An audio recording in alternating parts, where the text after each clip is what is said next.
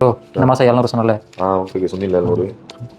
500 தானே, எதுக்கு 700 இந்த மாதம்? இல்லைடா கவுதனால இந்த மாதம் கொடுக்க முடியல. இந்த மாதம் ஷேர் பண்ணி கொடுத்துக்குருவோம். அவன் கையில் காசு வந்தால் தந்துடுவான்.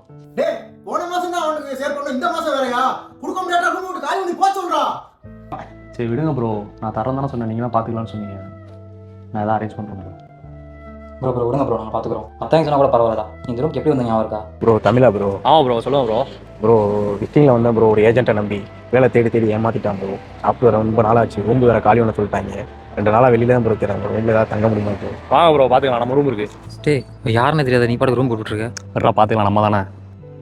அவனும் காசு கொடுக்காம போக போகிறது இல்லை. எல்லா மாதம் கரெக்டாக கொடுத்துட்டு இருந்தான். அவன் கையில் காசு வந்தாலும் திருப்பி கொடுக்க போகிறான். கொஞ்சம் கூட மனசாட்சி இல்லாமல் பேசியிருக்கேன். உடம்பு சரியில்லைப்பா, நான் வேற மாற்றி வைக்கணும். வட்டி கட்டாமல் இருக்குது. பார்த்து கொஞ்சம் பணம் அனுப்பி வைப்பா.